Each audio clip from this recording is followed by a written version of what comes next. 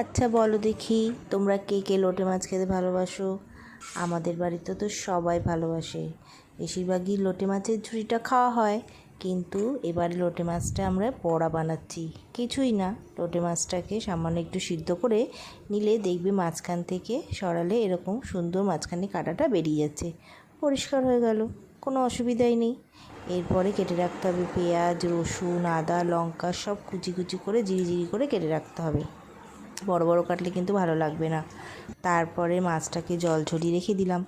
এরপরে তার মধ্যে সব মশলাগুলো দিয়ে নুন, সুজি, ডিম, একটু ডিমের গোলা আর বেসন দিয়ে আর কাশ্মীরি গুঁড়ো লঙ্কা দিয়ে বেশ ভালো করে মেখে নেবো আলগা হাতে। বেশি জোরে জোরে মাখলে জিনিসটা বেশি নরম হয়ে যাবে, এমনিতেই তো নরম। তারপরে কড়াই দেখো সাদা তেল দিয়ে দিলাম।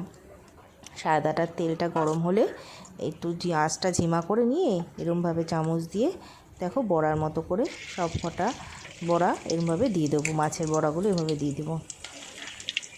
তারপরে তাড়াহুড়ো করলে কিন্তু হবে না, দেখো আস্তে আস্তে করে একটুখানি টাইম নিয়ে অল্প আঁচে ভাজতে হবে, নাহলে ভেতরটা উপরটা হয়ে যাবে, ভেতরটা কাঁচা থাকবে, ভালো লাগবে না খেতে।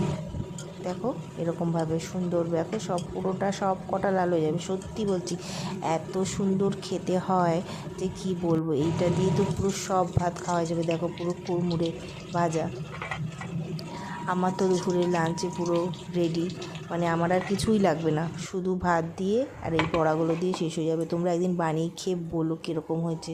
আমার কথা যদি বিশ্বাস না হয়